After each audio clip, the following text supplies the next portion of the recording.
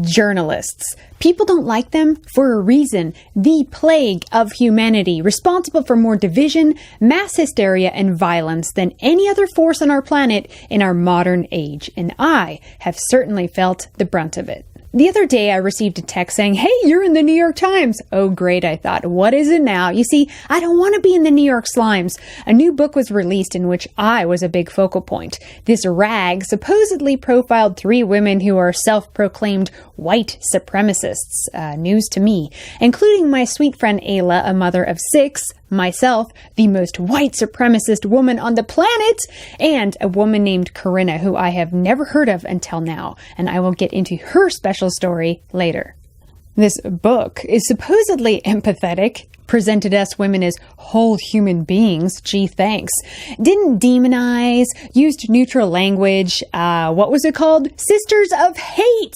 What a joke. Yeah, not very neutral. Not interjecting a political viewpoint. Yeah, right. Ayla and I did not speak with author Sayward Darby for this book. In fact, she has been obsessing about me for 3 years, sending me messages, trying to get me to talk with her, to even go hiking and discuss my life like we're good friends or something.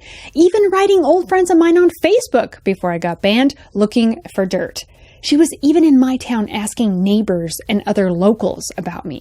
I'm very active on social media. I'm a journalist, and so I have Twitter, Instagram, Facebook, all tools that I use professionally, and She even printed bogus gossip about our black neighbor who moved because he was downsizing, and he told us that in front of our neighbors when I asked, and weaved it into a juicy story that he was moving because of us bad white folks moving into the neighborhood. This is the kind of stuff these people get off on. Word has it, she got a 6-figure deal to write this trash book, which is basically political fantasy, porn for childless white liberal women who want to feel like they're doing something important to fight the patriarchal system of white supremacy, enslaving us all and making us bake cookies. The author is a bit of a cliche, a girl from South Carolina who went to school in New York and saw the liberal light, now writing white people bad, black power now. Same as Jessie Daniels of Huff Poop, who also had a thing for me. In fact, they push the same damn message, that nuclear families, white ones, uphold white supremacy and are racist. Sayward, a childless woman, goes even further to claim that white housewives, who are nationalists, are a growing hate movement, that everyone needs to pay attention to them, that women like Ayla and myself, through our normal, healthy, happy families, normalize racism and hate because we raise healthy kids who don't hate themselves for having white skin. She even claimed that white men putting white mothers on a pedestal as something sacred to be most protected is a bad thing. Protecting and cherishing mothers, a bad thing. But good when black men do it, if they stick around long enough.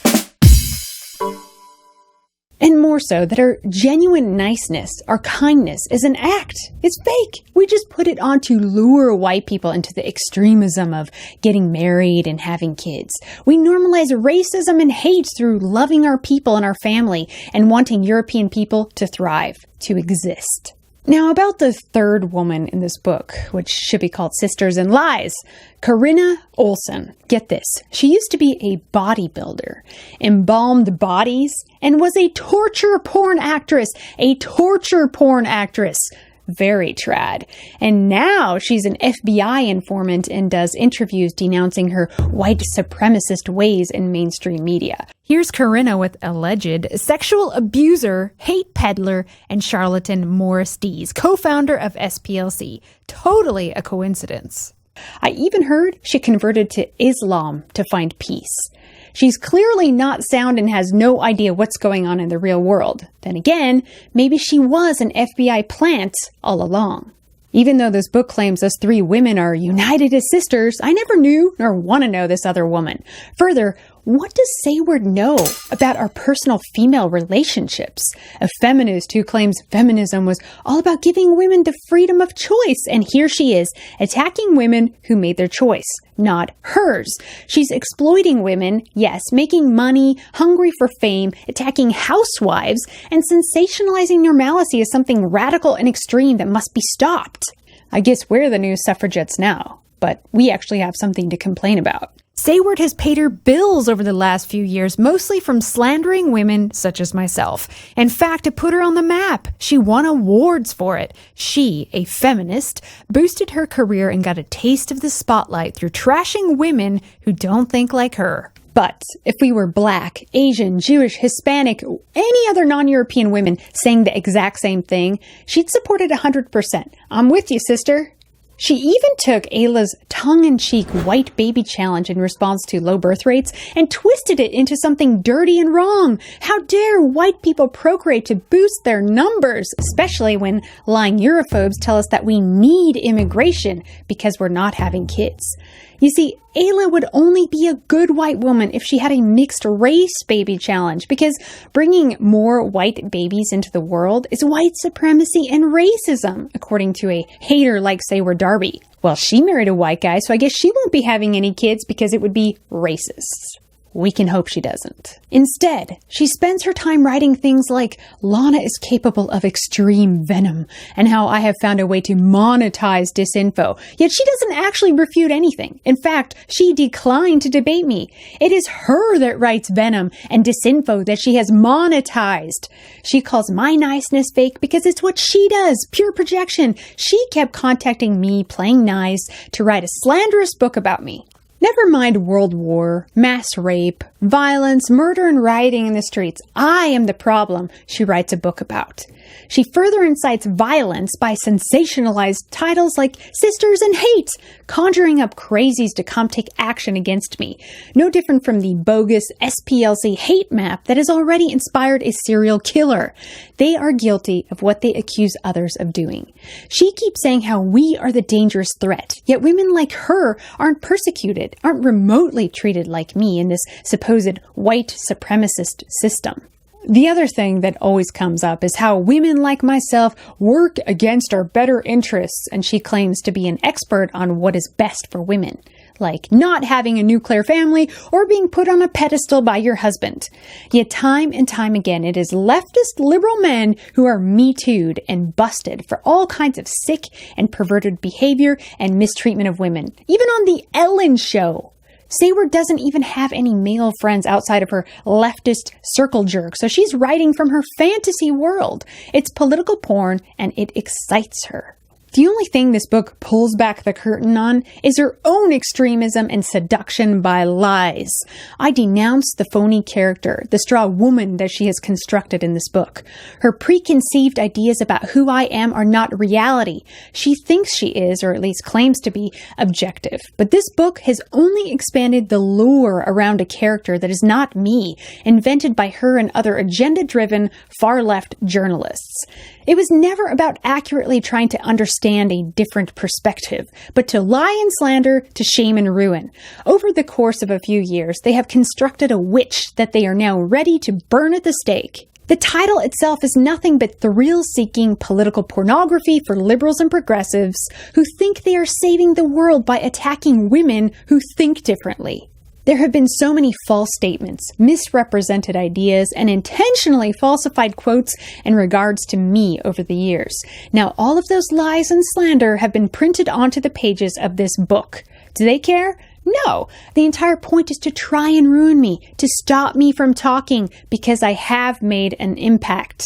I refused to talk to her about the book, and she pleaded with me so that she could fact-check the book. Well, she is unable to separate fact from fiction. I reject the assertions and accusations in this book. This is what activist journalists do. They lie. Since she and others touted the book as an impartial look at female nationalists, labeled white supremacists, let's look at a clip that illustrates just how impartial, fair, and balanced Sayward could possibly be about immigration. Right after Donald Trump had taken the White House, we saw refugees under assault politically in our country, and refugees always have a tough time in a new place, but in 2017 in particular, it felt like they could use all the support they could possibly get. So participating in Run for Refugees was a way to show that support and also to get the message about the needs of resettlement organizations out to more people. And I plan to do it in 2018 for exactly the same reasons. And so we gathered at Prospect Park and, and we did the loop. I wore my Run for Refugees t-shirt. We took a picture, tagged it on social media, and it was really that simple. And I found that people were willing to donate to the proxy run, if you will. And I think it's a great idea to run where you can, even if you can't make it back to New Haven. So I think the best strategy for raising money is, first of all, to use the internet. I'm very active on social media. I'm a journalist, and so I have Twitter, Instagram, Facebook, all tools that I use professionally, and I use them to promote the run. I would provide a link to the page where people could donate. I told friends who had agreed to run with me, which was about a dozen people, I think, maybe a little bit fewer, to do the same. And so when they said, sure, I'd love to run, I'll give $50 or whatever, I said, awesome, also post it on your social media, tell your friends and family. And so I found that a great way to kind of get the ball rolling was to do that word of mouth type messaging. Of course, she's pushing an agenda in this book. She likes population replacement of Europeans, open borders, and an immigration policy which the people of America and Europe were never asked about. The fact that she titled her book Sisters in Hate proves how dishonest and politically motivated she is. A better title is Sisters of Lies. She may think she's different, but she's actually the same as every other fake news journalist seeking clicks and fame. Their primary objective is to tear down and ruin who they see as a political and ideological opponent. But weaved into the self-perceived altruism of her mission is a deep selfish lust for fame and wealth, and also classic female envy and the desire for revenge. You'll definitely need to go find a free copy of Sisters in Hate online, and then head on over to Amazon and leave your review.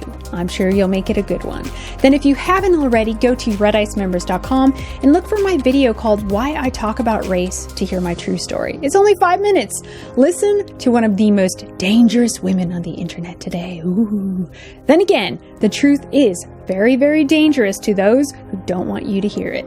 And of course, thank you for your continued support, members. We can't do it without you. The best way to support us is through a membership to access all our content, or through sending a donation. Visit our websites to get all the details. We continue fighting for the truth to be known because of you, for you, and for your children and their children. We do this because we love the truth and we love you. We are sisters and brothers against hatred of European folks.